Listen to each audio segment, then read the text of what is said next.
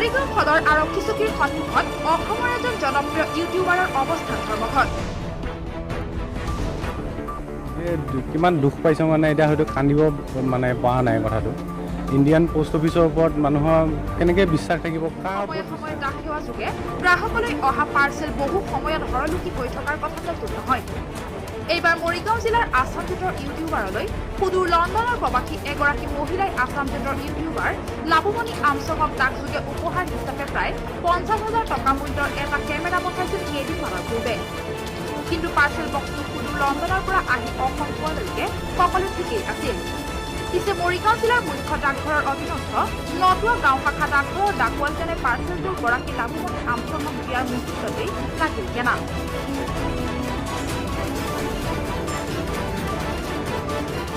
Parcel বক্সটো receive কৰি খুলিবলৈ লোৱা অৱস্থাত কাপোৰ আৰু পুতলাহে নোলাল কেমেৰা। মানে বস্তুটো আছিল লণ্ডনৰ বস্তুটো। লণ্ডনৰ আইতাজনী কৈছিলে যে ইণ্ডিয়াত বিৰাট মানে ফ্ৰড হয়, আৰু সেই বস্তুটো মানে মই নিজে আজি চক্ষে পালোঁ। মানে কি মোৰ কেমেৰা আৰু কাপোৰ অলপমান লণ্ডনৰ পৰা আইতাজনী পঠিয়াই দিছিলে, মোক ভাল পায় ইউটিউব বনোৱাৰ কাৰণে লৈ পেলাই 50,000 টকাৰ বস্তু আছিলে GoPro Hero 9 Black। সেইটো বস্তু মানে মই যিগৰাকী এতিয়ালৈ মোৰ ডাইৰেক্ট সন্দেহ মোৰ পোষ্ট অফিচৰ মানুহজনলৈকে। খোলাৰ পিছত দেখিলোঁ কি কাপোৰকেইটা বাহিৰে কেমেৰা নাই, আৰু এই যিটো পেকেট আছিলে ইয়াত কেমেৰা আৰু বাকচ থাকিব লাগে, এইটো এনেকৈ ফালা হৈ আছে।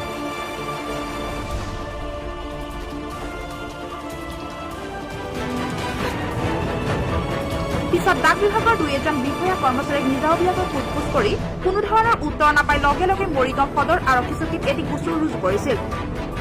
কিন্তু 3 দিন অতিক্ৰম কৰাৰ পিছতো গোচৰটোৰ তদন্ত খামুখীয়া গতিৰে চলাত সৰ্বহস্ত হৈ অৱশেষত ইউটিউবাৰজনে শনিবাৰে ৰাতিপুৱা 10মান বজাত মৰিগাঁও সদৰ আৰক্ষী চকীৰ সন্মুখত অৱস্থান ধৰ্মঘটৰ দৰে কাৰ্যসূচী ৰূপায়ণ কৰিবলৈ বাধ্য হয়। পাৰ্চেলটোতো চিঙা ভাঙা। মৰিগাঁও গোটেইকেইটা নিউজ চেনেলক বহুত ধন্যবাদ, তেওঁলোকে বাতৰিটো পৰিৱেশন কৰিলে, চবেই জানে। কথাটো হ'ল কি মই সেইদিনাই 16 তাৰিখে লোৱাৰ পিছত চিঙা ভাঙা দেখিছে, ভিডিঅ'টো মোৰ তাত এতিয়াও আছে। দিয়াৰ পিছত 2 ঘণ্টাৰ পিছতে মই পুলিচ কমপ্লেইন কৰিলোঁ। 2 ঘণ্টাৰ পিছত তেওঁলোকৰ ছিষ্টেমটো কি 2 ঘণ্টা বুলি ক'লে যে 1 ঘণ্টা ৰখক। অচি ছাৰে যাক দায়িত্ব দিছিলে তেওঁ ক'লে 1 ঘণ্টা ৰখক। মই ৰখি দিলোঁ 1 ঘণ্টা নহয় 2 ঘণ্টা। 2 ঘণ্টা ৰখাৰ পিছত তেওঁ লাষ্টত কৈ দিলে 8টামান বাজিল। লাষ্টত কৈ দিলে যে আজি নালাগে কাইলৈ আহা। পিছদিনা মই আহিলোঁ ৰাতিপুৱা 10টামান বজাৰ পৰা 1টামান বজালৈকে পূৰা গুণ্ডাপৰ দি বন মাৰি পেলাই হেৰি কৰিলোঁ। তাৰপিছত তেওঁ ক'লে কি মুখে মুখে ল'লে কথাখিনি, FIR এখন তেনেকৈ পৰি আছে, মুখে মুখে ল'লে কাৰ ওপৰত কমপ্লেইন আছে, কি কথা গোটেইখিনি মই দিলোঁ, ফোন নম্বৰ পৰ্যন্ত। পিছদিনা মানে কালি আহি তেওঁক লগ কৰি লওঁ। তেওঁ ক'লে মই দুটা ভাটিবেলালৈকে মই সময় লৈছোঁ, ভাটিবেলা মই সেইখিনি জনাম। 4টামান বজাত আহি মই মৰিগাঁৱতে, মোৰ ঘৰ একচুৱেলি ইয়াত নহয়, কুশতলি। মই তাৰ পৰা আহি গোটেই মৰিগাঁও ৰখিছোঁ, নাখাই নবৈ ৰখি আছোঁ। তাৰপিছত আহি পেলাই তেওঁক ফোন মাৰি চাওঁ, ছাৰ আপুনি আছেনে, কি হ'ল খবৰটো? তেওঁ কৈছে মই বাহিৰত আছোঁ, মই পিছত ফোন কৰি আছোঁ ৰ'বা। 2 ঘণ্টাৰ পিছত আকৌ ফোন কৰিছোঁ, ছাৰ ক'ত আছে? মই ৰখি আছিলোঁ। নাই ভাই মই নগাঁও ফালে গুচি আহিলোঁ, বাহিৰত আহিলোঁ, তোমাক মই 9টা বজাতহে পাম।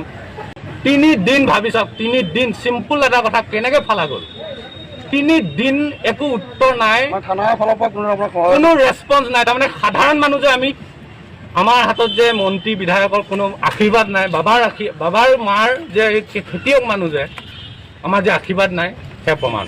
আৰু এই ঘটনাটো যদিও মোৰ ন্যায়ৰ বাবে, কিন্তু এইটো হাজাৰজন ভুক্তভোগী ডাক সেৱাৰ এইটো ন্যায়।